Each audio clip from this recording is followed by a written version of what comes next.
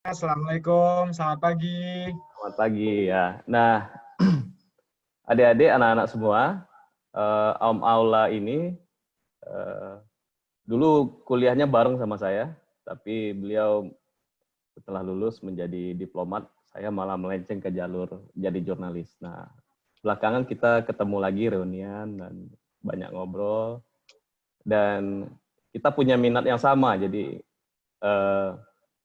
ingin membuat anak-anak berkembang dan menjadi lebih pintar. Jadi anak-anak Om Maula ini mudah-mudahan juga ada yang ikut ya, tapi kemalaman sepertinya.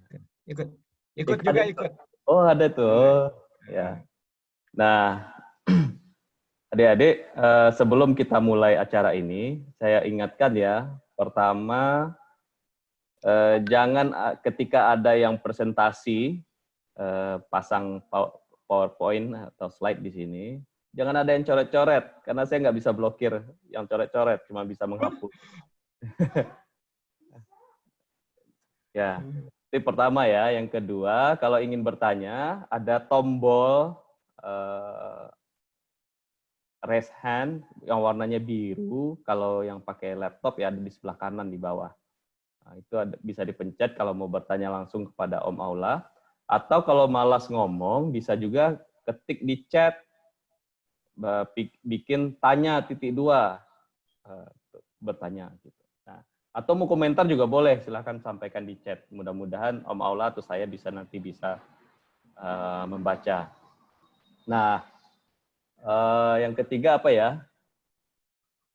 Karena saya sudah matikan semua sound kecuali pembicara, jadi ya semua harus melalui prosedur itu tadi. Oke, teman-teman bisa kita mulai ya, Om. Saya nyalakan dulu share screen-nya. Silakan Om Aula untuk memulainya. Terima. Monggo. Terima kasih Om Arfi. Sekali lagi, Assalamualaikum warahmatullahi wabarakatuh. Selamat pagi anak-anak semua, adik-adikku semua. Senang sekali dari Washington DC, saya bergabung untuk memberikan sedikit berbagi cerita ya dengan adik-adik semua tentang profesi diplomat yang saya jalani sekarang. Nanti ada sedikit presentasi. Presentasinya nggak susah, sebetulnya mudah-mudahan nggak susah. Isinya gambar-gambar, ya, gambar-gambar biar adik-adik, anak-anak semuanya bisa kira-kira membayangkan pekerjaan sebagai diplomat itu seperti apa. Nanti di tengah, mungkin Om Arfi, nanti di tengah-tengah presentasi, kalau misalnya ada yang mau tanya, silahkan ya. Nanti Om Aula coba untuk istirahat sebentar dari presentasi untuk menjawab pertanyaan yang disampaikan oleh adik-adik semua. Baik, kita akan mulai dengan presentasinya.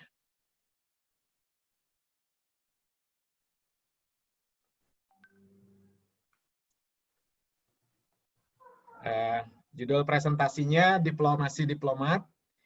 Saya Muhammad Al-Aula. Presentasi ini disampaikan dalam webinar khusus anak-anak ingin jadi apa, hari Sabtu 30 Mei 2020 jam 9 pagi, mungkin kira-kira sampai jam 11 pagi di waktu Indonesia ya. Kalau di Amerika di sini saat ini jam 10 malam, insya Allah Om Aula udah tidur siang tadi, jadi biar bisa sampai malam sama adik-adik semua ya. Oke, kita mulai dengan jalan-jalan dulu kita, ya. Kita jalan-jalan dulu. Ini ada yang tahu gedung apa? Sudah ada judulnya di sana. Tapi pernah ada yang lihat di TV nggak? Mungkin sudah ada yang lihat. Nah, tapi kira-kira ini adalah namanya The Capitol Hill. Tempatnya di Washington DC. Persis sama seperti gedung MPR DPR di Jakarta. Nah, kalau di Amerika namanya The Capitol Hill. Ya, kita jalan-jalan lagi sekarang. Oke, ke kemana ya? Yeay, kita ke New York. Sekarang kita ke New York. Nah, di New York itu ada patung yang sangat terkenal. Namanya The Statue of Liberty. Ya, ini tempat orang jalan-jalan, tempat orang foto-foto untuk buat Instagram, buat Facebook, buat Twitter juga ya.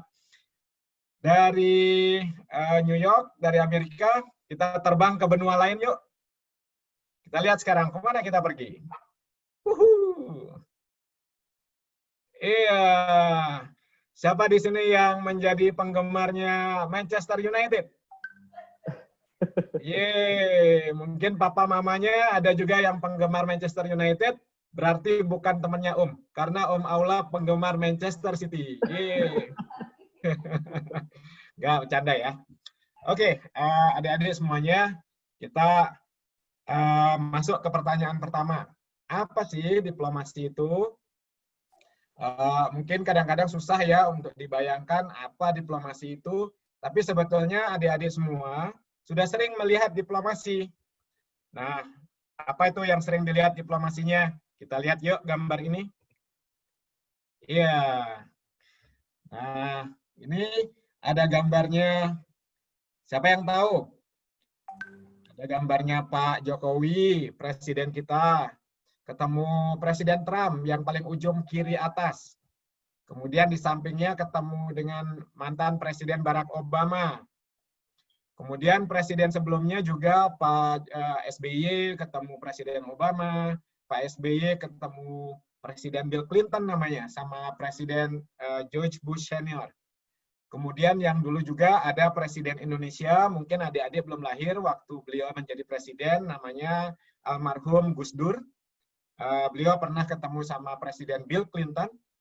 Kemudian sebelumnya, setelah beliau, itu ada Presiden Megawati Soekarno Putri, pernah juga menerima kedatangan Presiden Amerika di Istana Bogor.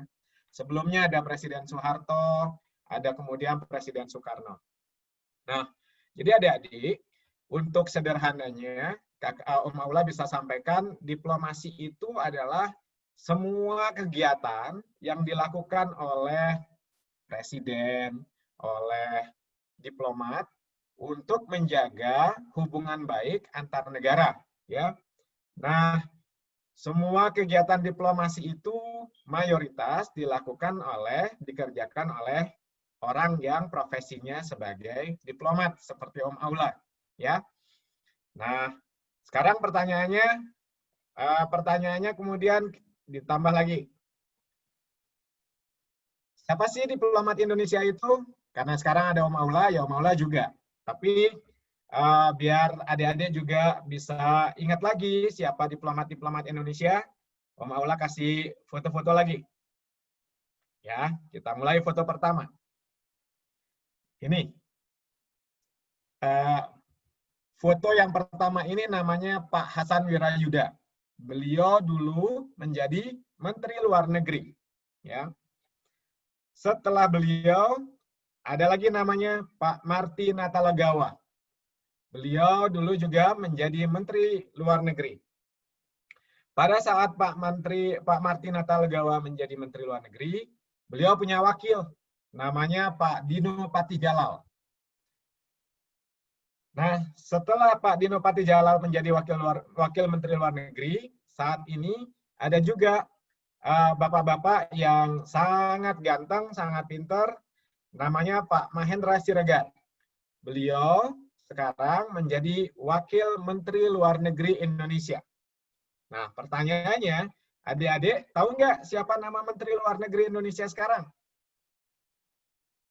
Ya, namanya Retno Marsudi. Nah, ini dia, beliau perempuan. Adik-adik yang perempuan jangan kalah sama adik-adik yang laki-laki. Semua bisa menjadi yang namanya diplomat. Nah, sekarang jadinya diplomat itu siapa sih? Nah, diplomat itu pegawai pemerintah yang telah mengikuti pendidikan dan latihan khusus, ya, bertugas di Kementerian Luar Negeri dan juga di perwakilan Indonesia di luar negeri. Oke. Sekarang apalagi yang Om Aula mau tunjukin? Yang paling penting sekarang, apa pekerjaan diplomat? Apa saja tugas diplomat?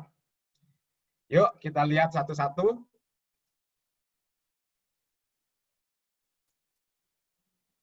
Nah, di sini ada namanya representasi.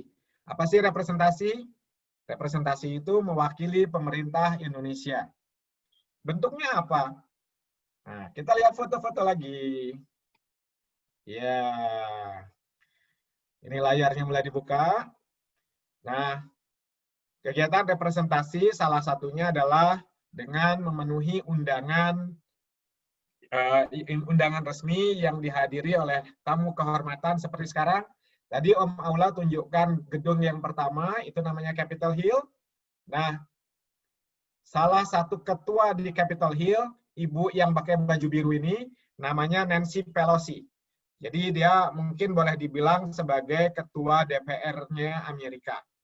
Nah, jadi kalau misalnya beliau mengundang pemerintah Indonesia karena presiden jauh ada di Indonesia, maka diplomat yang bertugas di Amerika diberikan instruksi sama Pak Presiden lewat Bu Menteri untuk ayo wakili saya untuk hadir di pertemuan resepsi ini, ya. Nah, selain kita menghadiri pertemuan, kita juga coba lihat. Kita juga menyelenggarakan kegiatan, menyelenggarakan resepsi. Dalam hal ini, semua kantor pemerintah Indonesia di luar negeri pasti menyelenggarakan resepsi hari ulang tahun kemerdekaan Indonesia. Dan pada saat kita menyelenggarakan resepsi ini, kita juga mengundang teman-teman kita, ya, teman-teman kita yang ada di negara tersebut.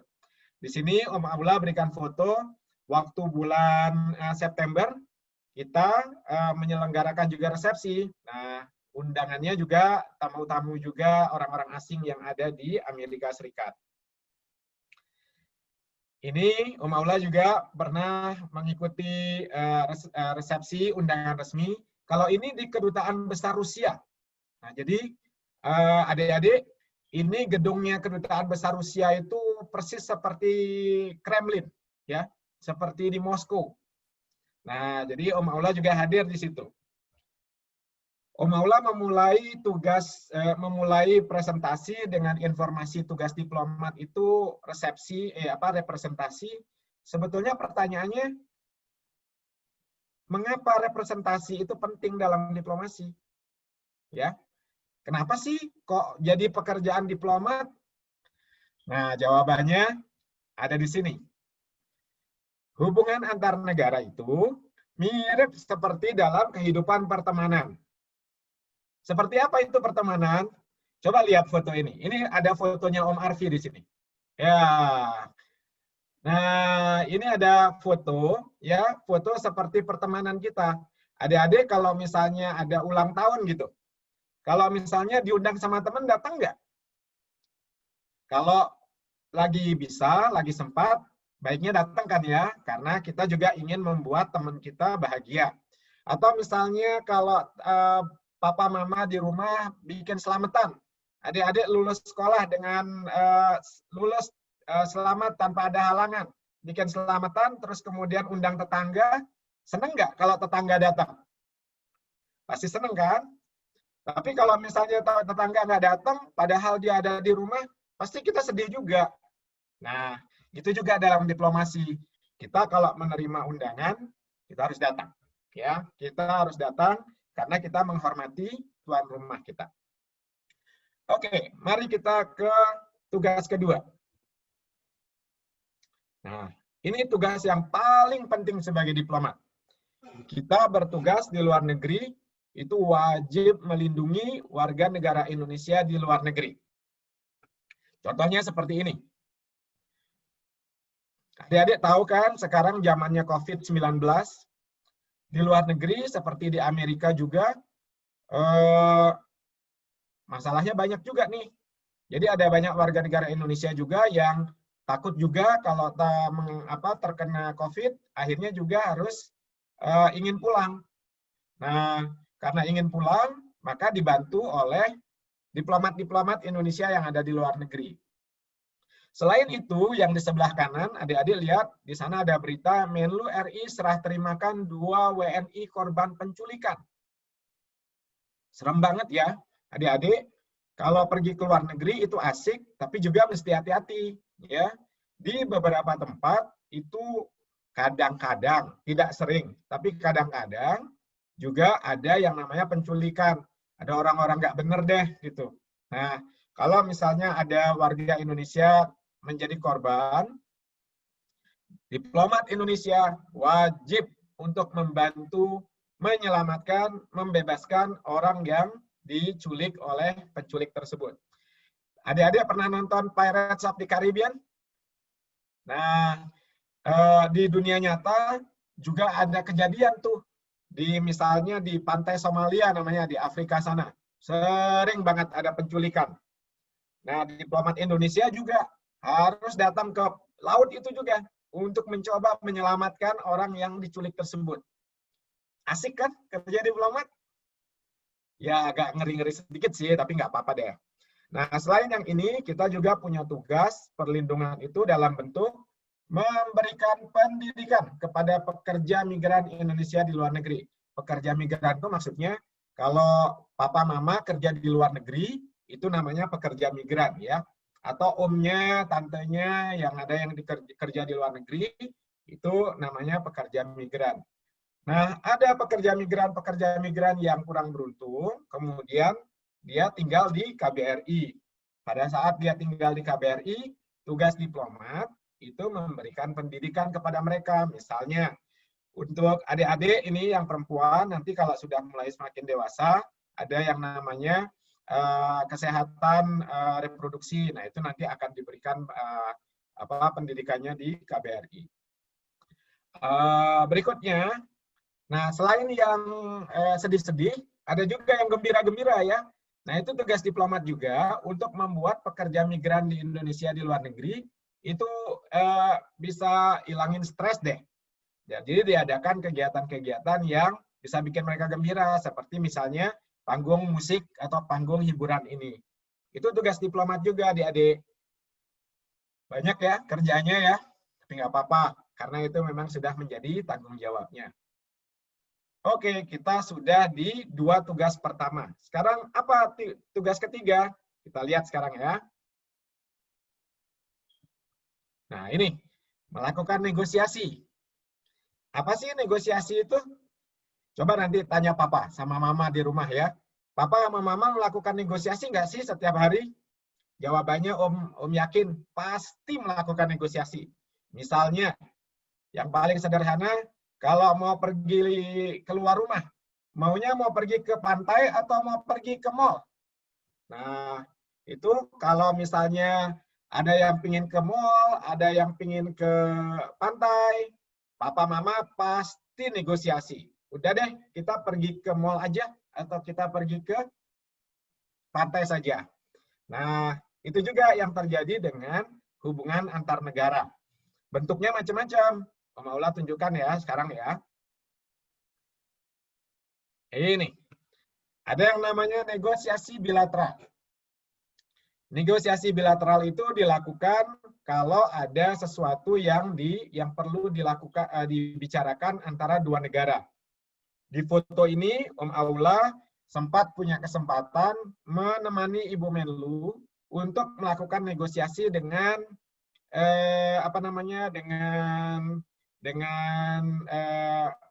sahabat baik Indonesia dari negara Timur Tengah tuh. Dia lucu banget tuh. Masa pertemuan sama Bu Menlu dia pakai kacamata hitam loh. Lucu ya, tapi ya nggak apa-apa, yang penting bisa kelihatan ya. Nah, ini namanya negosiasi bilateral. Kemudian ada juga yang namanya negosiasi regional. Nah, ini negosiasi regional itu kayak papa mama ikut rembuk di RT RW. Jadi ada beberapa orang ikut negosiasi. Waktu itu membahas apa deh, Om Aula lupa. Tapi yang pasti ini namanya negosiasi regional. Nah, yang ketiga, ini Om Aula nggak kasih tulisan, tapi ini namanya negosiasi, kira-kira ini namanya negosiasi multilateral. Jadi kita mimpin persidangan atau pertemuannya di depan, ada yang mimpin di depan, terus kemudian pesertanya ikut di di depan kita. Kita membahas banyak sekali masalah, mulai masalah kelaparan, masalah perubahan iklim, dan macam-macam. Oke, udah capek belum? Kalau udah capek, mari kita jalan-jalan lagi yuk. Yuhu. Bentar. Sebelum jalan-jalan, Om Aula mau ingetin dulu. Ya, ada yang sangat penting dalam negosiasi itu. Pertama, diplomat harus mengerti kepentingan negaranya. Jadi kayak papa mama pergi ke negosiasi atau pertemuan RT RW, misalnya mau membahas iuran sampah gitu. Papa mama udah harus tahu kan, papa mau kalau misalnya naik paling banyak 10.000. Tapi kalau misalnya naiknya 7.500, papa juga mau. Tapi kalau naiknya 12.500, papa nggak mau. Nah, itu artinya papa sama mama udah tahu apa yang menjadi kepentingan keluarga. Yang kedua, kita kalau negosiasi harus tahu juga bahwa teman kita yang menjadi mitra negosiasi kita juga pasti punya kepentingan juga kan. Misalnya kayak tadi mau negosiasi, misalnya nih kalau adik-adik mau nonton TV kemudian rebutan remote control sama adiknya. Satu mau nonton sekarang menonton sepak bola, yang satunya mau nonton drama Korea. Wah, kalau kayak gitu berarti harus negosiasi. Nah, kalau negosiasi itu kita harus tahu keinginan teman kita sehingga ada yang namanya kompromi. Misalnya komprominya apa? Ayo nonton drama Korea 1 jam, habis gitu 1 jam nonton nonton sepak bola gitu. Nah, itu namanya kompromi ya. Dan yang terakhir, ini yang penting nih. Tadi Om Aula kan tunjukin nih ada gambar ini. Ini kalau Om Aula nggak lupa, negosiasinya berlangsung jam 2 pagi. Jam 2 pagi. Nah, ini gambarnya nggak bagus, karena Om Aula pas moto, Om Aula ada di dalam sana, pas moto itu tangan udah gemeter, udah kelaparan. Udah ngantuk, udah kelaparan. Aduh, tapi ini rasanya momennya bagus banget. Jadi Om Aula mau ambil gambar ini. Nah, untuk itu kemudian yang kedua ini, foto ini ya. Lihat tuh wajah Om Aula. Matanya udah sembab tuh. Itu udah 1 minggu tidurnya cuma 2 jam. Karena apa? Itu deh negosiasi itu lama. Karena semuanya nggak mau ngalah, nggak mau kompromi. Tapi ya, kita jalani aja. Karena itu, yang terakhir Om Aula bilang, kita semua harus pintar jaga kesehatan karena negosiasi itu perlu energi. Udah mulai capek kan? Ayo kita jalan-jalan lagi yuk. Yuk. Nah, ini ada yang udah pernah ke Timur Tengah belum? Ini namanya Doha. Ini foto waktu Om Aula bertugas di sana tahun 2011-2014. Ini namanya Corniche di pinggir pantai, cantik banget. Cantik banget. Nah, dari Corniche kita terbang kemana? Ada yang mau tahu kita pergi kemana? Yuhu. Ini ada pantai yang cantik banget di negara tetangga kita. Namanya Pantai Boracay. Ini di Filipina. Setelah dari Filipina, kita pergi kemana? Iya.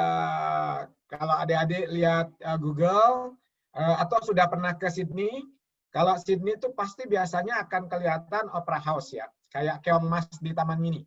Tapi sebetulnya selain Opera House, di Sydney itu ada tempat yang sangat cantik. Namanya ini di pantai Sydney. Fotonya kita ambil dari dari puncaknya. Cantik sekali. Dari Sydney, karena sudah dekat, mari kita pergi ke Jepang. Yeay. Siapa yang suka Jepang? Pasti banyak yang suka ya. Jepang negerinya cantik sekali dan bersih.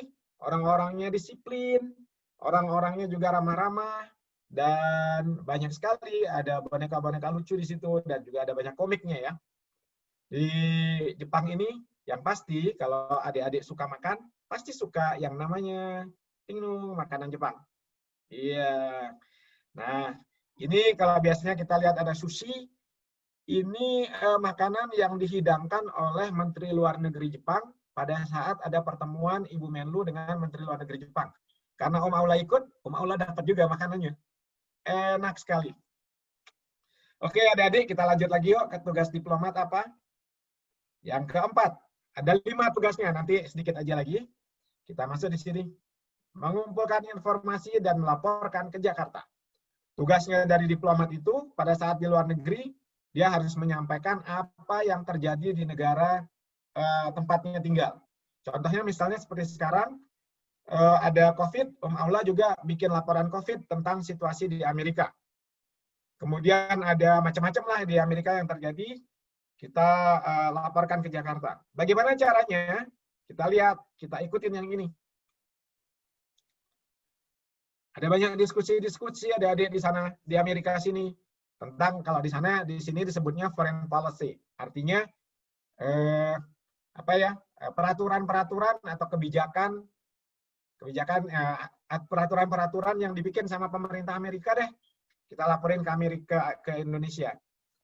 Kemudian ada juga ini, kita bisa dapat informasi dengan menghadiri event-event internasional.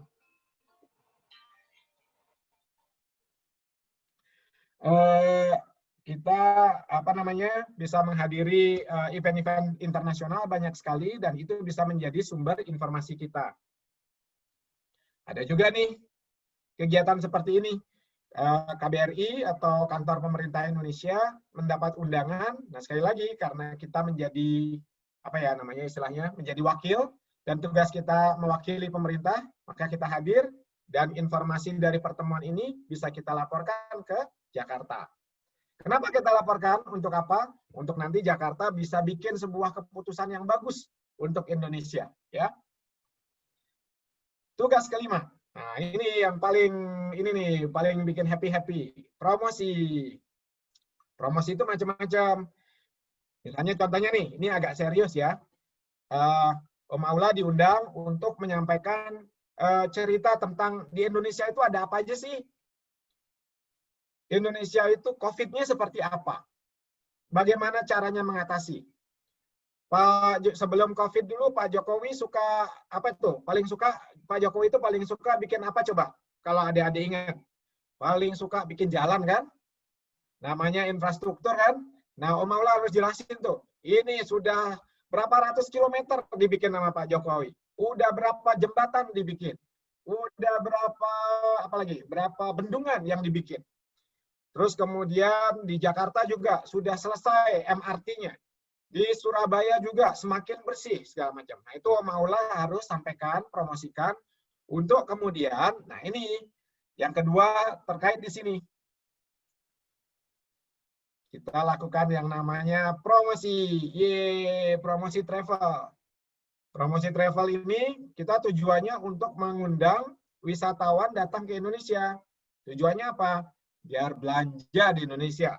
Kalau belanja di Indonesia, itu bagus buat Indonesia, karena Indonesia akan banyak dapat uang, bisa dipakai untuk membangun sekolah, membangun rumah sakit, dan juga bisa untuk membangun tempat-tempat rekreasi. Selain ini, jangan lupa Om Aula juga melakukan promosi produk kebanggaan Indonesia. Apa itu? Kita promosi tempe. Kita lakukan promosi tempe di Amerika.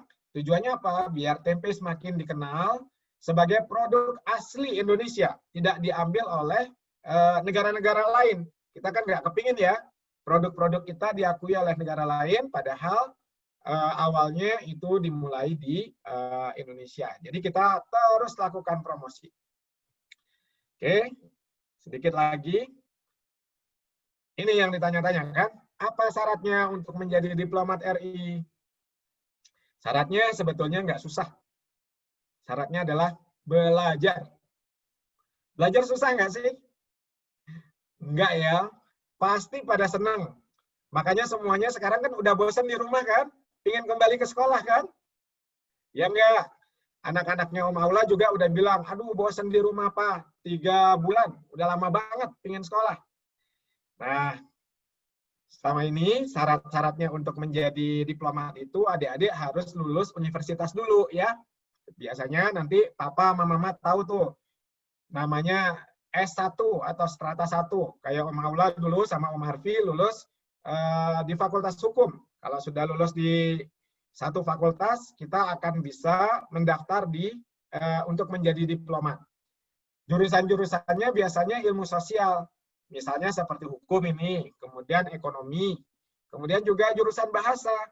Kalau adik-adik suka bahasa apa aja? Bahasa Prancis, bahasa Spanyol, bahasa Arab, bahasa Jepang, bahasa Korea, bahasa Rusia. Itu akan sangat besar peluangnya untuk menjadi diplomat. Om Aula sendiri cuma bisa bicara bahasa Inggris. Ngerti-ngerti sedikit, tahu-tahu kata-kata sedikit di bahasa lain, tapi lebih fasih untuk bicara di bahasa Inggris. Kemudian ini cuma syarat-syarat beberapa hal saja, nanti lengkapnya ada di situs resmi Kemlu.go.id. Ini syarat administrasi. Nah, syarat lain, syarat prinsip yang Om Aula mau ingatkan adik-adik semua, kita harus jujur, ya. Menjadi pegawai pemerintah harus jujur.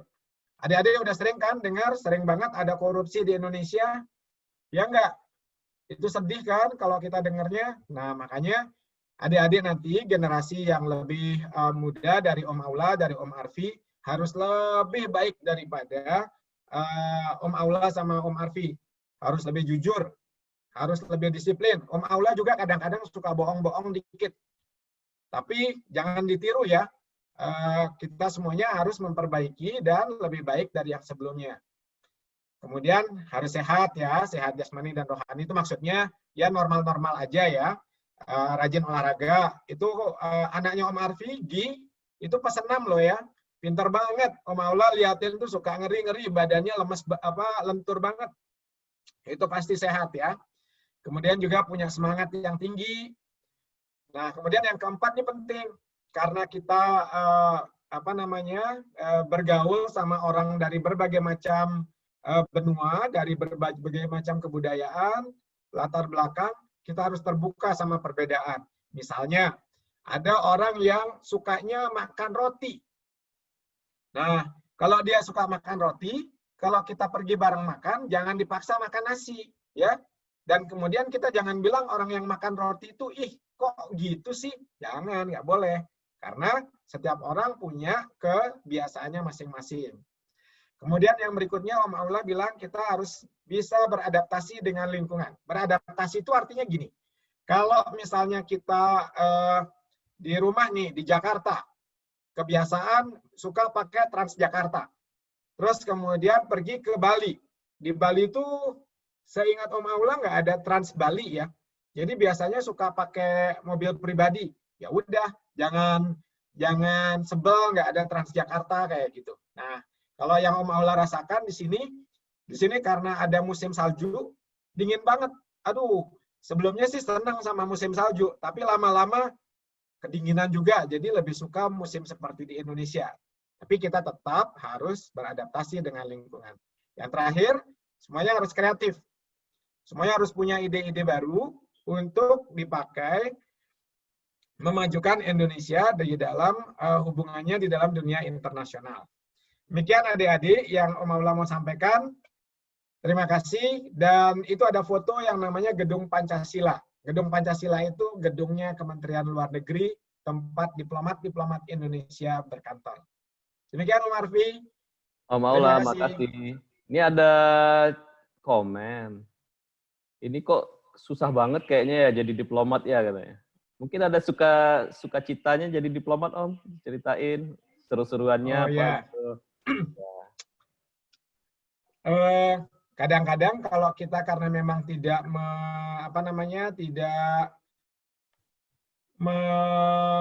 menjalani, kelihatannya susah gitu kan. Yeah. Sama kayak Om Aula liatin arsitek itu aduh susahnya minta ampun. Tapi kalau udah menjalanin, kita sebetulnya akan lihat biasa aja, gampang kok. Coba aja pikirkan ini. Jadi diplomat itu punya kesempatan untuk pergi ke Manchester United coba. Ya, walaupun Om Aula nggak suka sama Manchester United, tapi Om Aula tahu banyak yang suka nih adik-adik dengan Manchester United, makanya Om Aula munculin Manchester United. Susah atau enggak sih? Ini sukanya ya, ini sukanya. Terus kemudian kita bisa jalan-jalan. Tadi ke New York, Nah, ini Om Arfi sama Gi sama Tante Mayang nih udah pernah kesini juga nih. Kita Ya. bisa main-main. Terus kemudian juga kita bisa bertemu dengan banyak orang.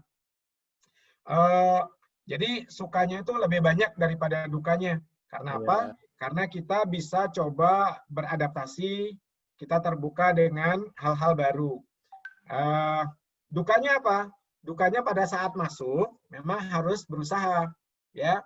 Kita harus mempersiapkan diri dengan baik karena banyak orang yang ingin menjadi diplomat. Banyak orang juga sudah mempersiapkan dirinya dengan baik. Makanya kita semua harus mempersiapkan diri untuk bisa memenangkan kompetisi yang ada. Begitu mungkin ya. Ya. Sekarang kita buka sesi pertanyaan langsung. Ini udah ada yang antri, Om. Boleh. Pertama dari Fatur. Silakan Fatur. Kok malah Shan ya? Sorry. Fatur dulu. Shan nunggu ya.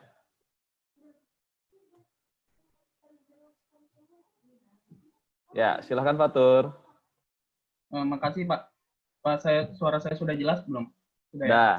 Sudah kedengeran. Perkenalkan Pak, saya Fatur Riyadi Arsal dari sekarang saya jurusan Pendidikan Bahasa Arab.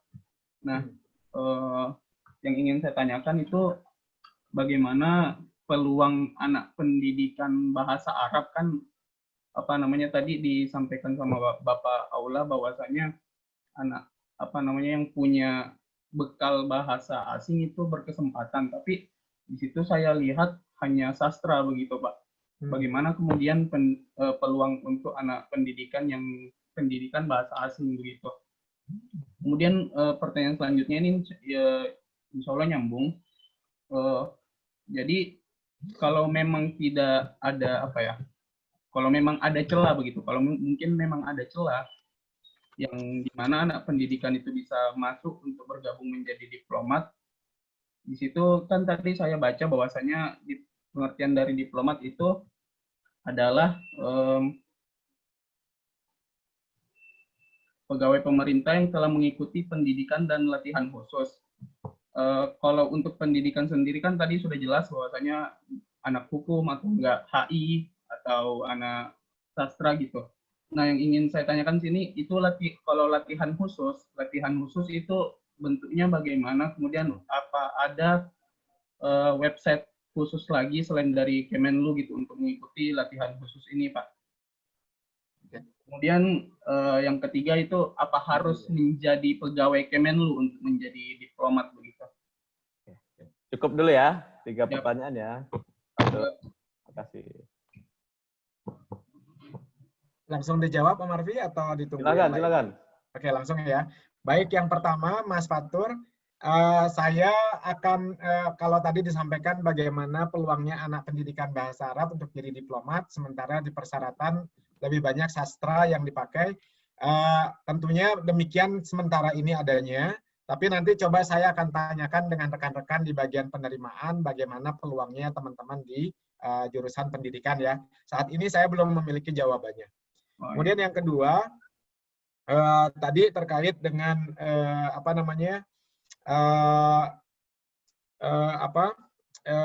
pendidikan khusus, ya, pendidikan khusus. Jadi memang benar kalau nanti semuanya adik-adik sudah mengikuti seleksi masuk menjadi calon pegawai negeri sipil di Kementerian Luar Negeri yang ingin menjadi diplomat, itu tidak bisa langsung menjadi diplomat, tapi dia akan mendapatkan pendidikan diplomatik, namanya pendidikan diplomatik dan konsuler, itu kira-kira selama 6 bulan.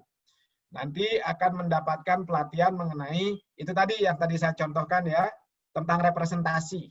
Misalnya representasi itu ngapain aja. Jadi ketika kita hadir di sebuah pertemuan, kita nggak cuma ambil minum dan makan kan, tapi ada hal-hal yang kita pelajari yang kita harus lakukan. Kemudian juga bagaimana proses negosiasi. Kita juga harus tahu kalau tadi mau pergi ke mall atau pergi ke pantai, nah kita akan pelajari itu bagaimana caranya biar kita bisa mendapatkan hasil yang kita inginkan dalam negosiasi. Jadi itu pendidikan-pendidikan yang kita dapatkan. Nah, apakah ada ininya? Apakah ada situsnya mengenai pendidikan diplomatik secara khusus? Setahu saya tidak ada untuk di Kementerian Luar Negeri, tapi Mas Fatur, kalau boleh saya saran, untuk mengetahui bagaimana kegiatan sehari-hari diplomat, ikuti atau follow Instagramnya Ibu Retno Marsudi. Beliau sangat aktif menceritakan bagaimana keseharian pekerjaan diplomat, dan itu bagus untuk menjadi referensi awal, ya. Jadi itu 3 hal yang harus dilakukan. Sementara saat ini Mas Fatur masih menyelesaikan pendidikannya. Mudah-mudahan nanti akan ada sesuatu perkembangan baru mengenai persyaratan tersebut. Demikian Mas Fatur, ya kira-kira. Baik. Oke, berikutnya adalah pertanyaan dari Sean. Silakan Sean, saya unmute ya. Ya, terima kasih untuk kesempatannya. Saya perkenalkan, saya Senia Goza, mahasiswa program studi hubungan internasional Universitas Darussalam Gontor. Oke, ya. Silakan.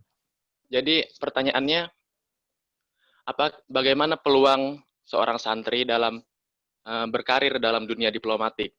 Namun karirnya ini menjadi diplomat, yaitu diplomat karir. Seperti kita tahu kan ada diplomat politik, ada diplomat karir. Nah, peluang santri dalam berkarir menjadi diplomat karir ini seperti apa? Terima kasih. Terima kasih, Sean. Mas Son, saya akan bilang bahwa kalau jadi santri itu lebih menguntungkan daripada saya yang bukan santri untuk jadi diplomat. Wow. Ya. Benar, saya bisa bilang jadi santri, kemudian lulus di hubungan internasional, terus kemudian mau jadi diplomat, itu kalau lulus, itu bekalnya lebih besar daripada bekalnya yang kuliah di sekolah umum. Kenapa? Contohnya aja, Wakil Menteri Luar Negeri yang sebelum sekarang, namanya Pak A.M. Fakhir, itu alumni Gontor juga. Beliau sebelum menjadi Wakil Menteri Luar Negeri, beliau menjadi duta besar di Saudi Arabia. Dan beliau diplomat karir. Teman-teman saya yang satu angkatan, dalam kira-kira 15 tahun terakhir ini bersama-sama, itu yang lulusan pesantren, mungkin ada sekitar 3 atau 5 orang. Dan wah, pintar-pintar semua. Bagaimana karirnya? Ya tidak beda sama saya, bahkan lebih bagus. Ya, jadi jangan khawatir. Mas Son sudah punya bekal yang luar biasa bagus dan harus dimanfaatkan. Mudah-mudahan kalau misalnya mendaftar di Kemlu, tertarik mendaftar di Kemlu dan bisa lulus, insya Allah pasti akan berhasil. Ya. Ya. Makasih Om. Om, ini ada pertanyaan nih dari Malika. Saya kan masih SD. Apa yang harus saya pelajarin ya supaya bisa jadi diplomat nanti katanya? Oke. Halo Malika. Malika yang mana ya? Om Allah mau cari wajahnya dulu. Halo Malika. Pakai jilbab ini ya, jilbab hijau atau biru ya. Malika yang cantik, bagus tuh pertanyaannya dari SD, udah pingin kalau misalnya ingin jadi diplomat, apa yang harus dilakukan sekarang? Malika, yang pasti belajar yang baik di sekolah, itu udah pasti ya. Kemudian yang kedua, Malika kalau misalnya, Malika kelas berapa sekarang? Kelas 5, kelas 6? Kelas 5, kelas 5, oke. Kelas 4, wah pintar. Kalau kelas 4, Malika sekarang yang bisa dilakukan, Malika kalau nonton TV ya, selain nonton drama Korea, kalau bisa sekali-sekali coba bareng sama papa mama nonton berita, ya, nonton aja, walaupun nggak ngerti nonton aja. Tapi nanti di sana pasti akan ada informasi-informasi yang yang nyantel di kepala Malika, ya. Jadi nanti dari sana akan ketahuan tuh. Kira-kira kalau jadi diplomat itu nanti sekitar 10 tahun lagi itu gimana kira-kira, itu akan ketahuan. Nah, sama seperti yang Om Aula tadi sampaikan ke Mas Fatur, Malika minta papa atau mama untuk follow akunnya Instagramnya Bu Menlu, Retno Marsudi, nanti bisa di browse. Itu coba deh, anak-anak SD sama SMP boleh liatin itu karena isinya semuanya bagus untuk dilihat oleh masyarakat. adik-adik juga itu nanti bisa menginspirasi adik-adik bagaimana kira-kira kalau jadi diplomat. Dan jangan lupa Menteri Luar Negeri kita perempuan seperti Malika. Jadi dan pintar sekali. Jadi apa namanya? Sangat bisa untuk ditiru kalau nanti Malika udah besar ya. Nah, berikut saya kasih kesempatan kepada Cila ya, dari Kora-Kora, Cila. Nah, silakan saya unmute ya. Cila. Halo, Mama. Ya. Halo, Cila. Perkenalkan, nama saya Sifra Piris. Oh. Saya berasal dari Ambon. Saya sekarang duduk di kelas 7 Sains. Yang ingin saya tanyakan adalah, berapa lama seorang diploma bertugas di sebuah negara, dan apakah kita bisa memilih negara yang dituju, ataukah sudah ditentukan oleh pemerintah? Oh, pinter banget pertanyaannya. Cila, Om Aula cuma mau bilang, Om Aula punya mungkin ada berapa ya teman dari Ambon. Pintar-pintar sekali semuanya, Cila. Apa namanya? Mereka kerjanya keras dan kemudian disiplin sekali, dan kemudian orangnya baik-baik, dan yang pasti suaranya merdu-merdu semuanya kalau udah bernyanyi ya. Jadi pertanyaannya tadi berapa lama kalau diplomat bertugas?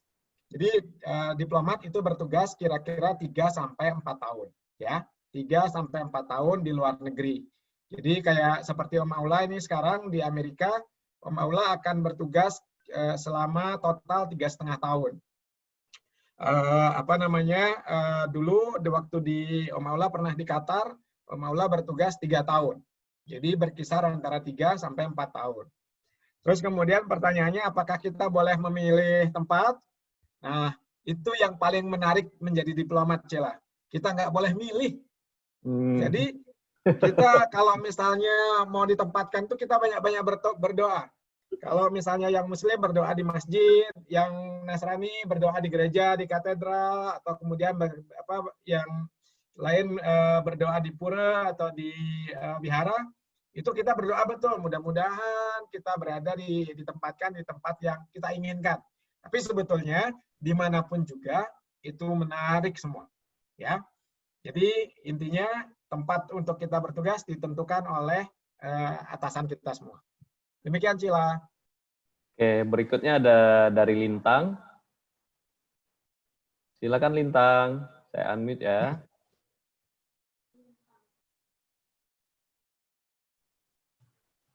Lintang.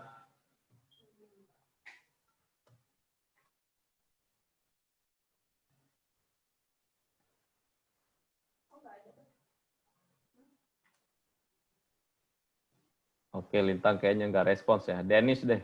Denis, silakan, ada pertanyaan dari Denis. Iya, Pak. Nah. Oke, silakan. Ya, kenalkan diri ya, Denis. Iya, nama saya Danis Sidki Hidayat. Saya duduk di kelas 8 SMP. Silakan.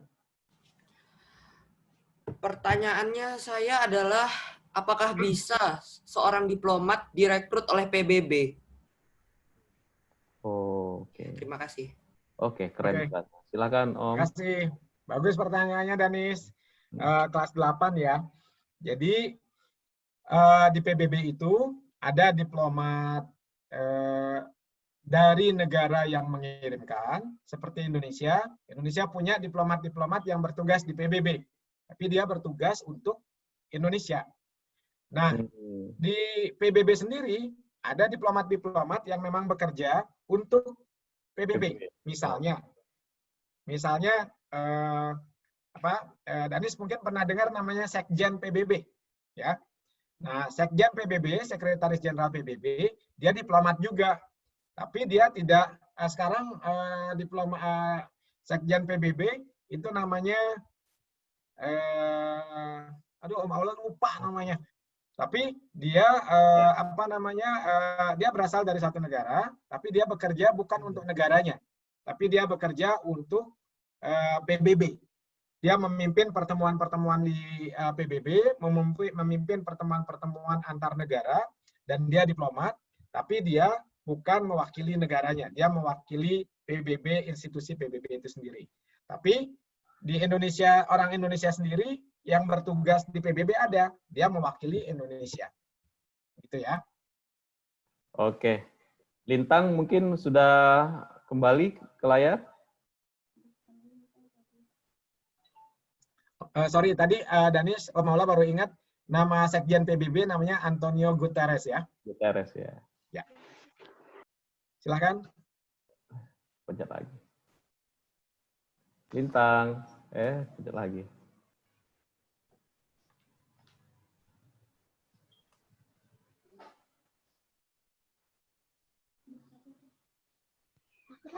Ya, silakan Lintang. Om, diplomasi itu apa? Diplomasi. Oh, Ya. ini terlambat berarti Diplomasi. Lintang nih. Nggak apa-apa, nggak apa-apa. Nggak apa. Ini Om Maula sekarang tunjukin ya. Ya. Saya nyalain dulu, Boleh, boleh. Oke, udah, silakan. Diplomasi itu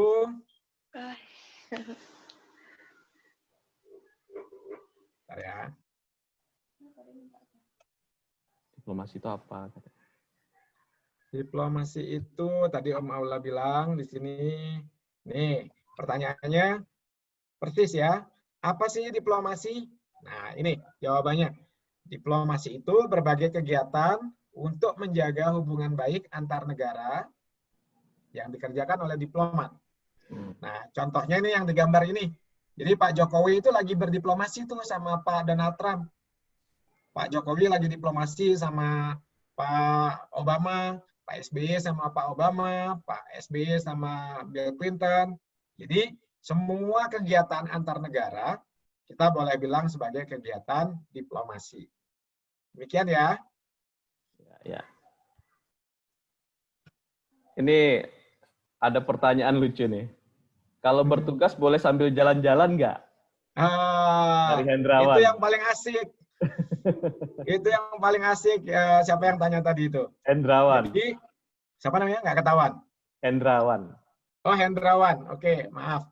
Hendrawan, Mas Hendrawan, kalau yang namanya kerja, kita sebagai diplomat, kesempatan untuk jalan-jalan itu besar. Tidak hanya diplomat sebetulnya, profesi lain juga punya kesempatan untuk jalan-jalan yang sama besarnya dengan diplomat. Tapi untuk diplomat sendiri, memang kesempatannya sangat besar. Seperti Om Aula sekarang nih, di Amerika. Kadang-kadang Om Aula juga, meskipun tempatnya di Washington DC, ada tugas pergi ke San Francisco. Nah, karena di sana Om Maula harus melakukan negosiasi sama orang, bertemu. Nah, pada saat di perjalanan, otomatis di pesawat Om Maula ada kesempatan ambil-ambil foto kan? Ambil-ambil foto, terus kemudian Om Maula post di Instagram juga. Om Maula punya Instagram, post di sana. Ya, sambil sambil menunggu waktu pertemuan juga misalnya gitu. Misalnya mendarat di San Francisco jam 10 pagi. Pertemuannya jam 3 sore. Jadi Om Maula sampai di bandara, pergi dulu cari makan siang, terus kemudian sambil nunggu pertemuan, misalnya Om Maula sempatin untuk rileks sebentar sebelum menuju ke pertemuan. Karena kalau menuju ke pertemuan kan kadang-kadang tegang juga ya. Karena tegang juga, karena misalnya gini, aduh kira-kira nanti bisa nggak ya kita melakukan negosiasi ini, apakah kira-kira berhasil nggak ya? Misalnya Pak Duta Besar, Bu Menlu, Pak Presiden mintanya ingin dapat A kayak gitu. Nah, kita untuk biar nggak terlalu tegang, kita relax dulu kayak gitu. Jadi intinya, apakah menjadi diplomat bisa jalan-jalan? Ya, insya Allah bisa. Keren Om. Ini ada Nara. Nara ini mamanya Nunik namanya, teman kita. Silakan Nara.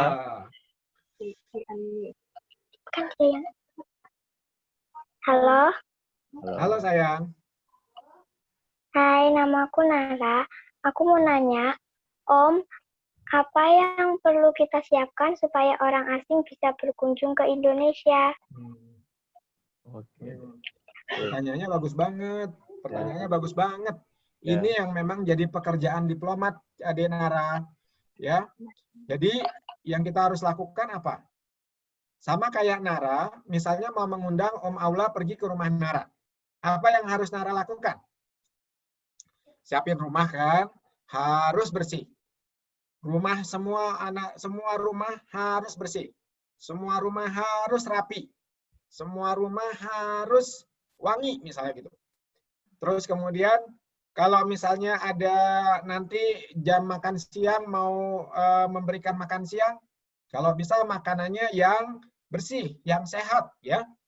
Nah, sama juga Nara, sama seperti pekerjaan diplomat, kalau kita mau mengundang orang asing datang ke Indonesia, kita berharap di Indonesia situasinya bagus. Kita berharap di Indonesia aman. Kita berharap, misalnya kalau kita mau mengundang untuk pariwisata, kita misalnya bilang, oh di Padang itu tempatnya menarik, ada rendang Padang. Papa Mama semuanya pasti tahu tuh, saat ini lagi senang tuh teman-teman dari Padang, dari orang-orang Minang. Karena apa? Karena chef terkenal namanya Gordon Ramsay baru aja datang ke Padang belajar bikin rendang Padang. Nah, itu artinya apa? Gordon Ramsay itu orang terkenal banget dari Amerika kayaknya ya. Itu mau datang karena sebelumnya udah dikasih tahu di Padang itu ada tempat yang menarik banget. Ada makanan yang sangat enak dan harus dicoba. Karena itu kemudian dia datang. Jadi intinya Nara, bagaimana caranya kita bisa minta untuk orang asing datang ke Indonesia? Kita harus persiapkan diri kita dengan sebaik-baiknya. Kita harus siapkan Indonesia sebaik-baiknya. Demikian ya Nara ya. Oke, pertanyaan berikutnya dari Gi. Pertanyaannya apa Gi? Om. Ya. Ini ada pertanyaan. PBB itu apa, Om? Bagus. PBB. PBB itu apa? PBB itu kalau di bahasa Inggrisnya UN, United Nations. Kalau di Indonesia PBB, kepanjangannya Perserikatan Bangsa-Bangsa. Apa itu Perserikatan Bangsa-Bangsa? Sama kayak lagi-lagi Om Maula pakai contoh Papa Mama. Punya perkumpulan arisan nggak Mama? Punya kan? Abang-abang, kakak-kakak yang di SMP, SMA, punya grup WhatsApp nggak? Punya kan? Nah, negara-negara juga punya perkumpulan, namanya PBB, Perserikatan Bangsa-Bangsa. Di PBB itu kita membahas banyak hal, misalnya kayak COVID ini.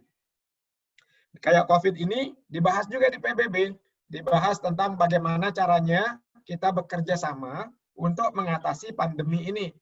Misalnya saling berbagi informasi, misalnya saling membantu. Kalau negara ada yang punya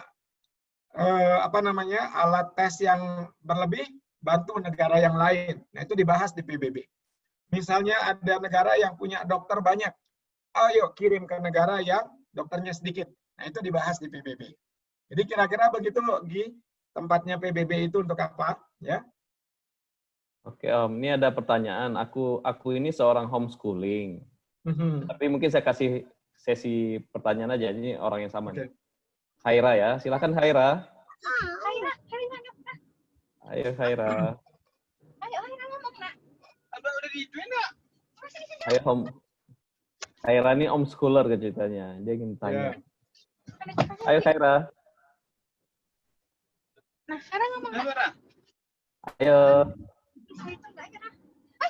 Oh, Om. Halo. Silakan pertanyaannya apa? Kalau anak homeschooling jadi diplomat.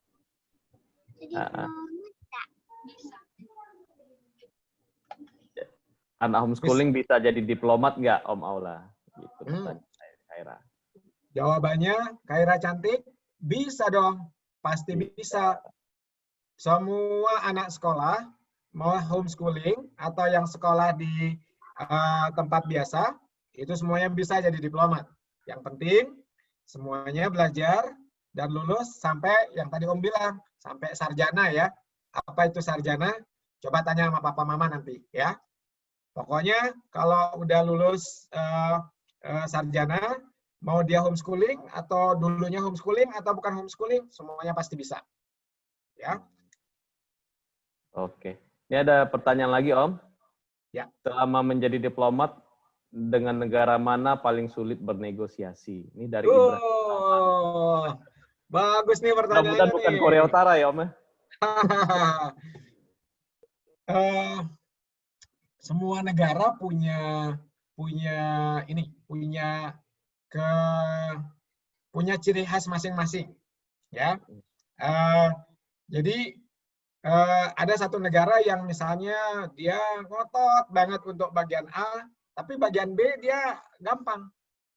Ada juga negara lain yang misalnya gampang banget untuk urusan C, tapi kemudian urusan D dia gampang. Jadi sebetulnya semuanya sama. Karena kenapa sama? Karena semuanya itu masing-masing punya kepentingannya. Kalau misalnya Indonesia tuh, kalau Bu Menlu tuh sering banget bilang NKRI harga mati, ya. Pokoknya kalau misalnya berdebat sama negara, bernegosiasi sama negara ini, sama negara tetangga, kalau udah bicara tentang batas wilayah tuh gini, seperti rumahnya Kaira. Tadi yang nanya siapa ya? Kaira ya? Ya bukan? Bukan. Ibrahim ya? Ya, oh ya. Misalnya batas wilayah itu gini Mas Ibrahim, seperti rumahnya Mas Ibrahim. Rumah Mas Ibrahim itu misalnya batas kanan, batas kiri udah jelas. Kalau misalnya tetangga mau lewat, itu mau mengambil batas rumahnya Mas Ibrahim, pasti nggak mau kan? Nah, kita akan mempertahankan habis-habisan. Nah, untuk urusan itu kita nggak akan bisa dinegosiasi, nggak bisa. Jadi bagi lawan kita akan sulit banget. Nah, bagi kita itu pokoknya nggak boleh diubah-ubah. Jadi pertanyaannya negara mana yang paling sulit untuk diajak negosiasi? Semuanya sama.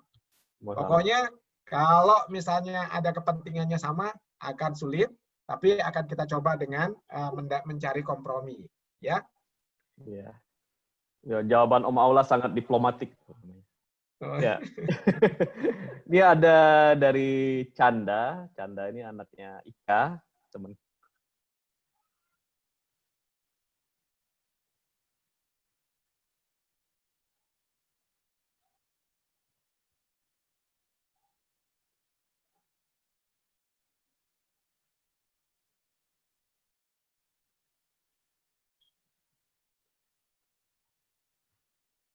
Mana pertanyaannya?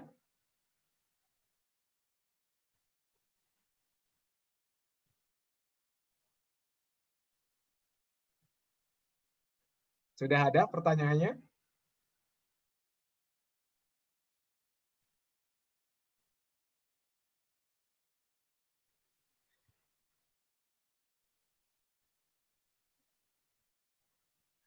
Mohon maaf. Sinyal gangguan ini. Tadi saya silakan kepada Nashwa untuk bertanya. Silakan. Ya, Assalamualaikum warahmatullahi wabarakatuh. Waalaikumsalam warahmatullahi wabarakatuh. Saya Nashwa dari Kota Malang.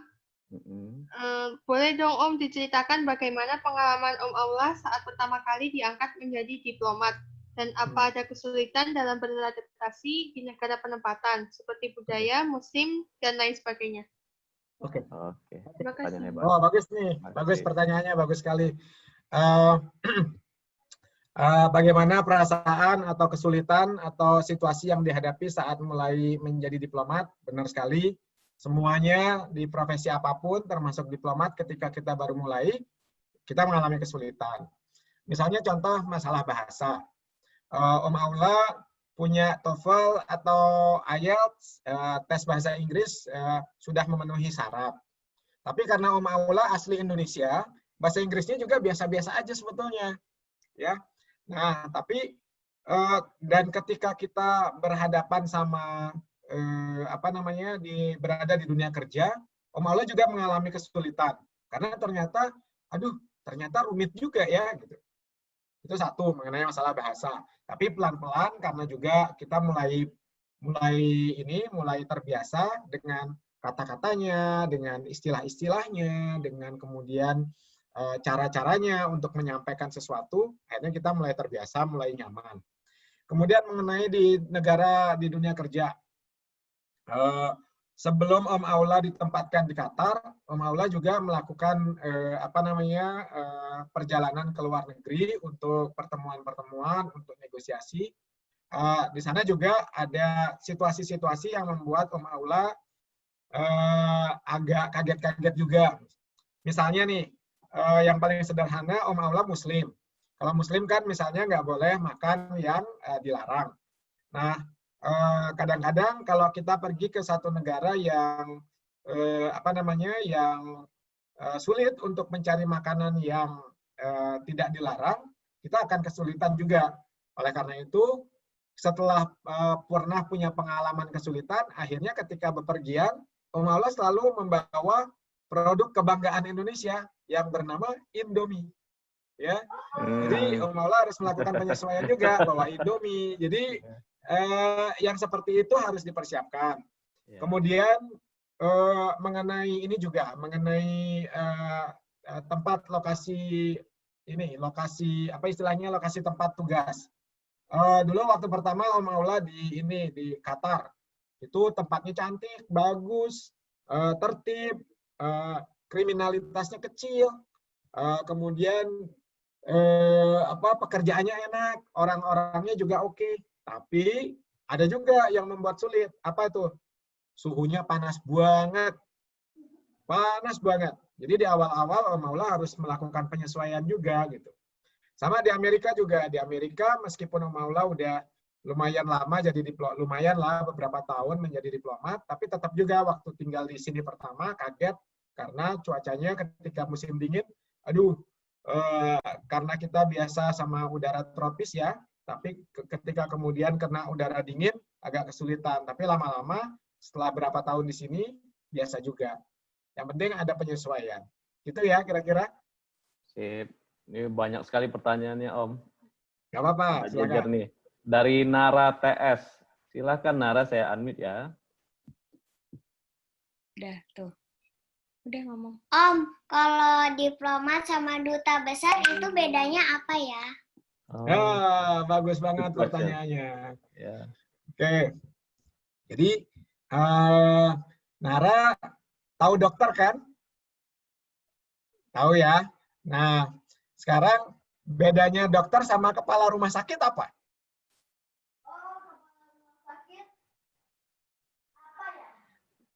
Nah, biasanya kepala rumah sakit pasti juga dokter, ya. Biasanya kepala rumah sakit juga pasti dokter. Nah, sekarang pertanyaannya apa bedanya duta besar sama diplomat? Kalau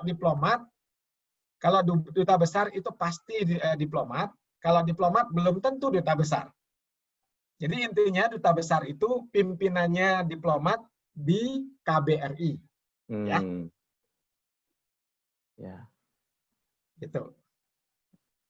Jadi kayak duta besar Indonesia untuk Amerika sekarang bukan diplomat ya Om ya, seorang bisnismen ya, pengusaha. Tapi nanti ketika dia sudah diangkat menjadi duta besar, dia akan menetap disebut sebagai diplomat, tapi memang bukan diplomat karir. Ya. Bukan diplomat karir. Jadi kalau teman-teman menjadi suatu hari jadi pengusaha hebat, jurnalis hebat, bisa jadi duta besar ya Om ya? Bisa. Gantung presiden yang angkat ya. Ya, ini ada pertanyaan lucu tadi saya kelewat. Om, ada nggak diplomat ketika berdinas lalu suami atau istrinya bukan orang Indonesia gitu? Ya, dari Sunrise tadi pertanyaan. Ini yang bertanya pasti titipan papa mama ya? Iya, bisa jadi ya. Ya. Atau yang bercita-cita menikahi orang ini, Om, orang asing, Om. Iya. Ya. Ada nggak sih? Ini pertanyaannya memang banyak ditanya. Jadi aturannya sementara ini kalau kita di luar negeri, kalau kita jadi diplomat, pasangan kita harus orang Indonesia juga. Artinya boleh menikah sama orang asing, tapi kemudian orang asing tersebut harus berubah kewarganegaraan menjadi Indonesia. Tapi kita tidak tahu ke depan apakah akan berubah atau tidak, karena semuanya bisa disesuaikan sesuai dengan perkembangan zaman. Tapi kalau sekarang yang Om Aula tahu, kalau kita menjadi diplomat, kita kalau kita menikah sama orang asing, biasanya kemudian either orang asingnya kemudian berubah kewarganegaraan atau diplomatnya kemudian mengundurkan diri. Tapi kita nggak tahu ke depan seperti apa ya. Oke, itu ya teman-teman ya. Ini ada Moza, silakan Moza. Halo. Halo Moza ya. Mau tanya nih, kalau misalnya nih ya kita ditugaskan ke luar negeri, nah itu luar negerinya kita pilih negaranya sendiri atau emang sudah diperintahkan? Wah sudah tadi. Iya. Sudah diperintahkan. Ya, nggak apa-apa. Sudah diperintahkan Mbak Moza, Ibu Moza, Kak Moza. Jadi udah ditugaskan, kita tidak bisa memilih. Jadi kita akan mengikuti saja di mana kita ditempatkan, ya. Ini ada Dena, ingin bertanya juga. Halo Dena.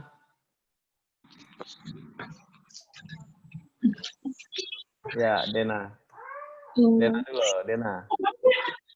Ini William, abangnya Dena. Oh, William. Nah, itu perbandingan antara jumlah diplomat di Amerika sama jumlah WNI di Amerika sesuai apa enggak? Wah, ini calon diplomat itu pertanyaannya. Bagus nih pertanyaannya. Jadi selalu jumlah WNI-nya akan banyak sekali, lebih banyak dibandingkan jumlah diplomatnya. Om Aula nggak sebutin di Amerika ya, tapi misalnya di Qatar dulu Om Aula ditempatkan. Jumlah diplomatnya 5 orang. Tapi warga negara Indonesianya 40.000. Jadi perbandingannya mungkin tidak ideal, tapi tidak mungkin juga mengirimkan banyak diplomat ke sebuah negara hanya untuk kemudian menghandle warga negara Indonesianya. Jadi tekniknya yang kemudian dilakukan adalah kita mencoba untuk membuat sistem yang bisa menjangkau warga negara Indonesia dengan lebih mudah walaupun kemudian jumlah diplomatnya tidak banyak. Oke. Begitu, Dena. Ini ada pertanyaan, kenapa kita kalau ke luar negeri butuh visa? Ya, ini pertanyaan. Iya. Ya. Sama visa itu sama dengan izin. Ya. Sama dengan kalau misalnya Om Aula mau masuk ke rumah tadi yang bertanya, kan pasti harus minta izin dulu. Nah, untuk minta izin, itu bentuknya kalau dalam hubungan luar negeri, hubungan antar negara, salah satu bentuknya adalah visa. Jadi seperti itu. Oke. Nah, ini Joen atau Joachim mau tanya juga. Halo Joen, Joachim. Om Aula, kalau jadi diplomat, sekolahnya apa? Sekolahnya. Mungkin pernah datang ke rumah ya orang ini. Sekolahnya seperti sekolahnya mama, seperti sekolahnya papa. Ya, sekolah hukum bisa, sekolah ekonomi bisa, sekolah bahasa bisa, sekolah ilmu sosial lainnya bisa. Ya, yang penting 3J harus lulus sarjana dulu ya. Kalau belum lulus sarjana belum boleh jadi diplomat ya. Oke. Ada Edgar dari Kora-Kora juga kayaknya. Ini Kora-Kora ini mungkin seperti sekolah ya. Silakan Edgar. Ya Edgar, silakan. Saya mau tanya, apakah ada suatu perbedaan pendapat dalam suatu negosiasi antar negara begitu, Om? Oh iya, tentu saja Edgar. Ada perbedaan yang sangat besar. Nah, karena itu kita harus punya kemampuan untuk negosiasi dan juga kita harus bisa berkompromi, ya. Oke. Itu ya Om ya? Ya. Ya, Om, ini ada pertanyaan Om. Apakah pekerjaan jadi diplomat itu sama seperti pekerjaan mata-mata CIA gitu?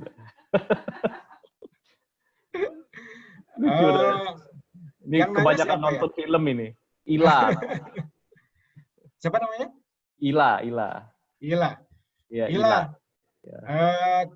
Ila perempuan atau laki ya? Kak Ila. Kerjaan mata-mata itu apa sih? Jadi sebetulnya kerja diplomat itu tidak sama dengan kerja mata-mata. Kalau kerja mata-mata itu kan, kalau di film-film dia sembunyi-sembunyi. Nah, kalau diplomat itu nggak sembunyi-sembunyi. Diplomat itu juga ini, foto-foto, post di Instagram, post di Facebook, post di sosial media. Jadi kerja diplomat beda sama kerja mata-mata ya. Oke. Ini ada Canda. Canda, hai. Ya, hai. Ada mau bertanya. Canda ini anaknya Ika Pusparini. Oh ya. Aku pengen nanya, kan diplomat kan kadang-kadang ke negara lain, kan mereka pasti butuh istirahat, tempat istirahat atau tempat tinggalnya itu di mana, Om? Oh ya, aduh bagus banget pertanyaannya, bikin Om Aula terharu. Betul, jadi kalau kita pergi ke luar negeri, tentu saja kita menggunakan uang negara, uang yang pajak ke papa mama semuanya. Jadi kita harus berhati-hati ya menggunakannya itu. Nah pertanyaannya di mana kita istirahat? Biasanya kalau kita pergi ke luar negeri kita udah dikasih uang saku sama pemerintah. Nah uang sakunya itu kita pakai untuk menginap di tempat penginapan. Kita akan menginap di tempat yang sesuai sama uang saku yang kita dapatkan. Jadi sebisa mungkin kita harus istirahat untuk jaga kesehatan seperti Om Aula tadi bilang. Nah, kita menghindari situasi yang terlalu melelahkan agar kita jangan sampai jatuh sakit gitu. Ya. Oke. Ini ada Akila. Silakan Akila, ada pertanyaan?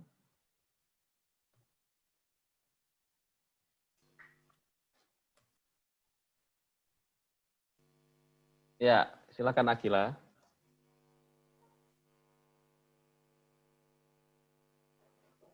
Halo Akila. Ada pertanyaan?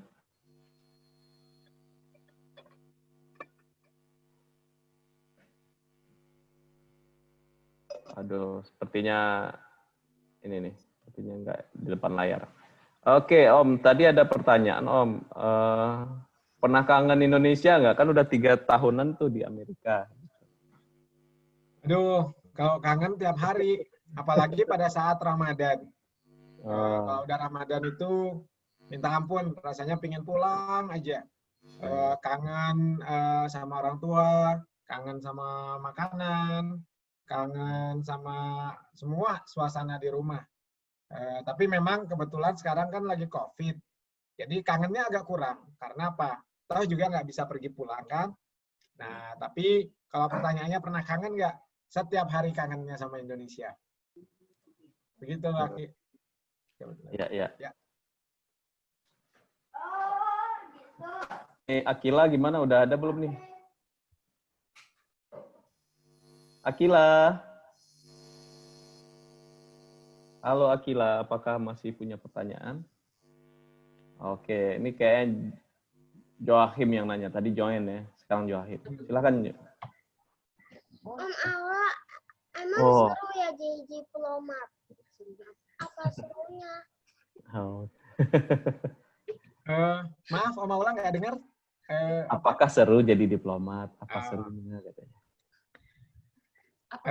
Seru banget, sama seperti serunya jadi pengacara, sama seperti serunya jadi arsitek, sama serunya seperti jadi pedagang, sama serunya seperti jadi profesi-profesi yang lain. Yang pasti kalau jadi diplomat, sepertinya sebetulnya sama juga sama profesi lainnya. Kita setiap hari hampir selalu bertemu dengan orang baru, ya. Memang mungkin kalau papa mama kalau kerjanya di Indonesia, kebanyakan setiap hari bertemu sama sesama orang Indonesia. Kalau Om Aula, kalau kerjanya di luar negeri, hampir setiap hari selalu bertemunya sama orang dari bukan orang Indonesia. Jadi serunya di sana kadang-kadang Karena kan budayanya beda. Kadang ngomongnya juga susah-susah, jadi kadang juga agak nggak ngerti gitu kan. Tapi ya di sana ininya serunya. Oke. Jadi pekerjaan kalau disenangi, dilakukan dengan sungguh-sungguh, seru ya Om ya? Iya, betul. Nah, ini ada pertanyaan dari Ica, dari Kora-Kora juga, berarti Ambon juga nih. Nah, silakan Ica. Hai Om, perkenalkan nama saya Ica, kelas 77 dari Kora-Kora. Pertanyaan saya adalah, dapatkah utusan diplomat negara lain dipidana di Indonesia? Wow. Pertanyaannya susah banget. Ini harusnya lawyer aja. Jadi, tadi namanya siapa? Mungkin dikaitkan dengan kekebalan diplomatik kali Om. Ya, ini Ica ya. Ica, bagus banget pertanyaannya. Memang salah satu, jadi kalau di diplomat itu kita punya peraturan. Peraturan itu namanya Vienna Convention 1961. Ya. Itu dibikin oleh PBB, mengatur yang namanya kekebalan diplomatik. Nah, wah, apa itu ya kekebalan diplomatik? Nah, kekebalan diplomatik itu artinya kira-kiranya adalah bahwa diplomat yang dikirim oleh negara ke satu negara lain, dia harus dilindungi dalam menjalankan pekerjaannya, termasuk termasuk dia peluangnya untuk terkena pidana kecil. Peluangnya untuk terkena pidana kecil. Kenapa Om Aula bilang kecil? Karena ada beberapa negara yang tidak mau mengakui Vienna Convention. Jadi kalau ada diplomat melakukan pelanggaran, tetap dikenain pidana. Padahal ketentuan di Vienna Convention itu mengatakan bahwa yang bersangkutan tidak bisa dipidana. Tetapi Vienna Convention itu sendiri mengatakan meskipun diplomat itu memiliki kekebalan diplomatik dan tidak bisa dipidana, tidak bisa dihukum ya, artinya tidak bisa dihukum, tapi bukan berarti dia bebas begitu saja. Dia ketika tidak bisa dihukum, biasanya dia udah harus dipulangkan ke negara asalnya. Nah, di negara asalnya itu diharapkan dia bisa dikenakan hukuman. Jadi begitu Ica, ya. Pertanyaan yang bagus sekali dari Ica. Berikutnya ada Adlan. Kita mungkin masalah waktu ya. Ini sudah pukul 10.25. Kita punya waktu harusnya 5 menit lagi. Jadi saya tutup ya pertanyaannya untuk 5 orang ini ya. 5. Ini ada 4 nih, tinggal 4. Ada Misha, Abel, Akila, dan Dewa Oka. Tinggal 4 pertanyaan, nggak ada pertanyaan lain ya. Saya silakan dulu pada Misha. Misha, ada pertanyaan?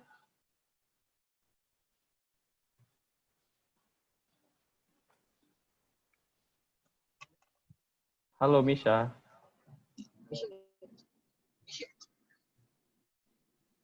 Halo Misha. Kamu punya pertanyaan Misha?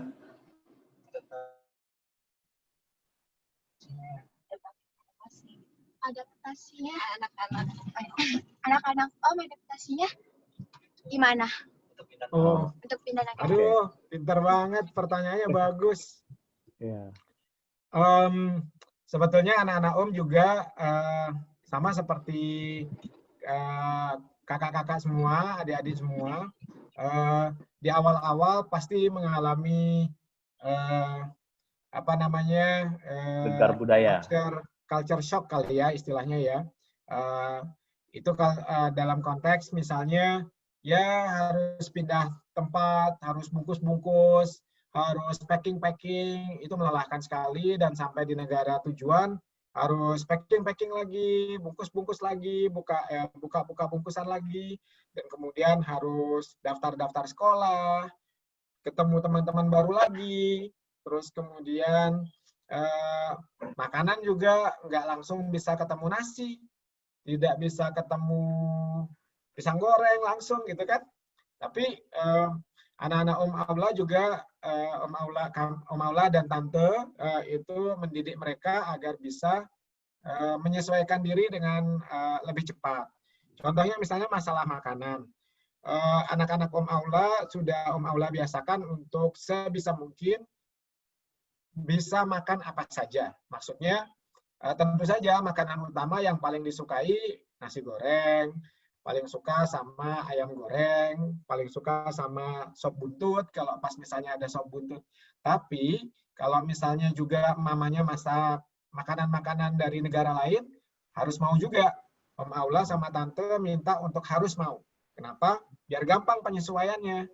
Dan juga itu tujuannya untuk kita itu tadi mengapresiasi, melakukan adaptasi terhadap perbedaan dari negara-negara lain. Sama kayak misalnya yang dari, misalnya kalau ada yang dari Jawa. Kalau dari Jawa bukan kemudian dari Jogja nggak harus selalu makan gudeg kan? Bisa juga makan rendang, bisa juga makan papeda dari Ambon. Jadi seperti itu. Diusahakan untuk tetap bisa melakukan penyesuaian dengan secepatnya. Oke, selanjutnya ada dari Adlan. Silakan Adlan, ada pertanyaan.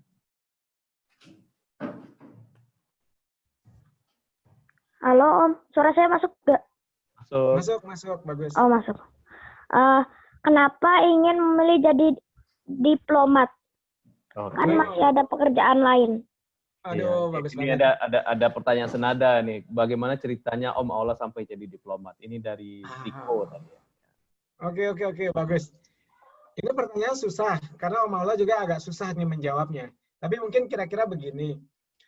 Om Aula kan sarjana hukum ya. Kalau sarjana hukum itu, kalau seperti papa mama di rumah yang mungkin juga sarjana hukum, pilihannya jadi hakim, jadi jaksa, jadi pengacara. Itu profesi yang bagus-bagus semuanya.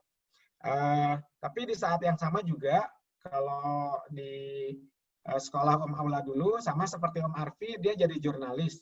Karena memang diberikan kesempatan kita memilih profesi yang lain juga. Kenapa milihnya diplomat? Karena Om Aula juga memang suka ketemu orang banyak, ya, suka ketemu orang banyak. Dan kemudian Om Aula ingin belajar banyak dari orang lain yang berasal dari latar belakang berbeda. Jadi Om Aula mikir kalau misalnya Om Aula ketemu sama orang Singapura gitu, Om Aula bisa belajar dari orang Singapura. Kalau ketemu sama orang Korea, Om Aula bisa juga belajar dari orang Korea. Om Aula mau ketemu orang Arab, ingin ketemu juga untuk belajar bagaimana budaya Arab kayak gitu. Ingin sama orang Amerika juga gitu. Jadi mungkin itu salah satu penyebabnya. Walaupun juga kalau misalnya adik-adik dikenalkan sama papa mama yang namanya takdir, ya ini mungkin juga takdir juga ya kok jadi diplomat akhirnya. Tapi yang penting kita bisa menikmatinya. Mungkin begitu, Adlan. Ya. Berikutnya Abel, ada pertanyaan juga. Silakan Abel. Ini Abel ini bapaknya apa nama kamu?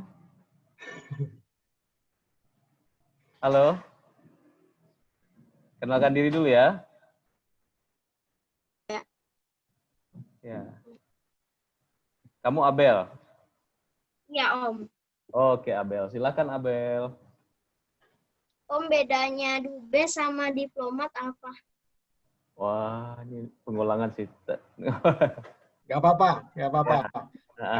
Duta besar itu pimpinannya diplomat, Abel. Jadi kalau di kantor namanya Kedutaan Besar Republik Indonesia atau Konsulat Jenderal Republik Indonesia, isinya diplomat semua.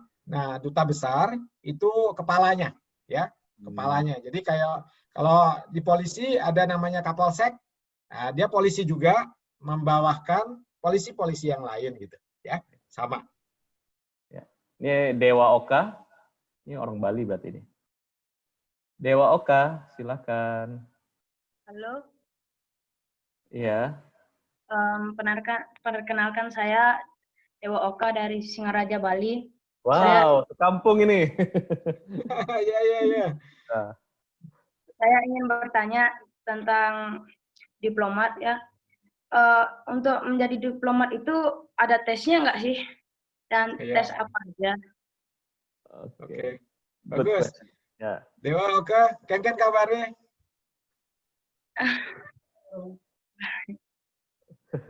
Ya, sedikit ini aja. Saya juga dari Singaraja, Bali. Dulu saya tinggal di Jalan Hasanuddin, Dewa Oka, di dekat pantai. Iya. Oke. Pertanyaannya tadi apa saja tesnya? Jadi saya ingat Om Aula dulu waktu pas masuk pertama tes pengetahuan umum namanya.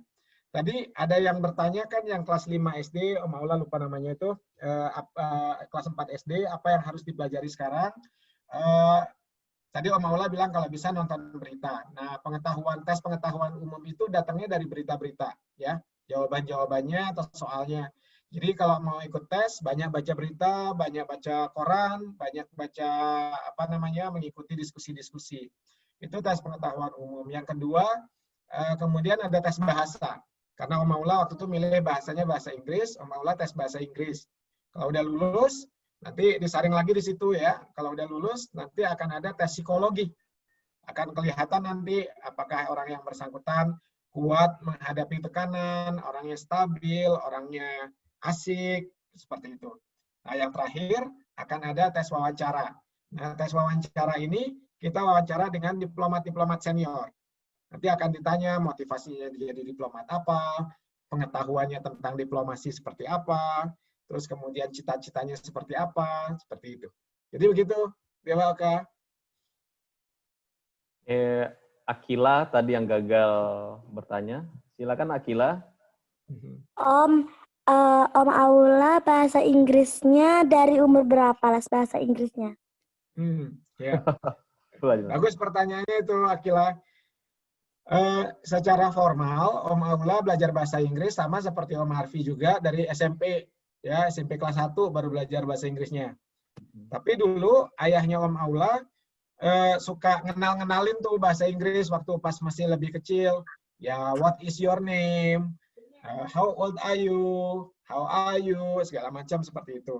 Tapi ketika mulai belajar yang yang formal, yang beneran pada saat SMP kelas 1. Kalau sekarang saya kira Akila semuanya udah mulai belajar bahasa Inggris sejak kecil ya. Nah, kalau mulai dibelajar lebih dari sejak kecil akan lebih baik lagi. Ya. Oke, Om. Saya kira pertanyaannya sudah dijawab semua. Sebelum kita tutup mungkin ada closing statement ya. Tapi ada sedikit juga. Selama pandemi COVID ini, bagaimana bekerjanya Om katanya? Bisa kasih closing statement. Oke, baik. Benar, sama seperti Papa Mama di Indonesia, Om Aula sejak tanggal 19 Maret diperintahkan sama pimpinan di kantor untuk untuk bekerja dari rumah, working from home, karena istilahnya mayor atau wali kota Washington DC meminta semua warga untuk tidak masuk kantor, bekerja dari rumah. Nah, jadi kita semuanya bekerja dari rumah juga, sama sekolah juga sekolah dari rumah. Nah, tapi alhamdulillah kondisi di Amerika mulai membaik. Mulai hari ini sudah mulai dibuka pelan-pelan, ya. PSBB-nya mulai dikurangi. Jadi kemudian sekarang udah mulai masuk kantor, tapi maksimal yang boleh ada di kantor 10 orang. Jadi kita gantian masih, ya.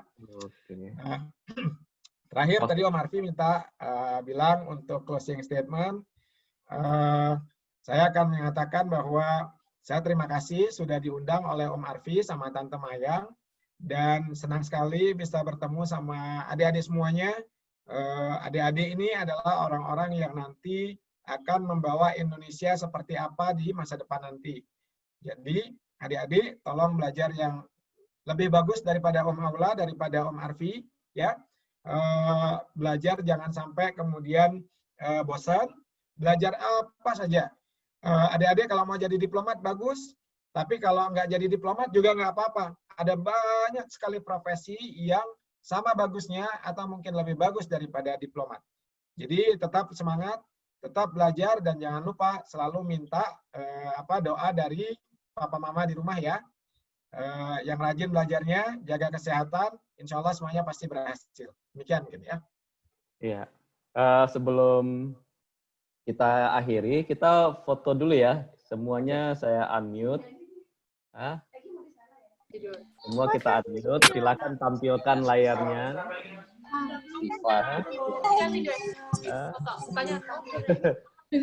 Ya semua. Sudah saya unmute, silakan tampilkan videonya. Foto screen kita ramai-ramai. Yuk. Videonya Bang. Abang nggak bisa. Itu ada Binar juga ya. Hai Binar. Nggak apa-apa sih videonya. Ini tuh Bun. Semua bilang terima kasih Om Aula. Terima kasih Om Aula. Ya, sehat-sehat Om Aula. Terima kasih semuanya. Nah, kita sekarang berfoto ya. 1, 2, 3. Oke, saya save dulu. Layar berikutnya ya. 1, 2, 3.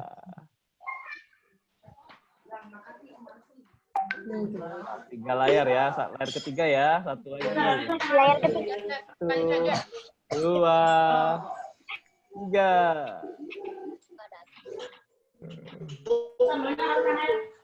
Oke teman-teman, adik-adik semua, anak-anak, sekian dulu.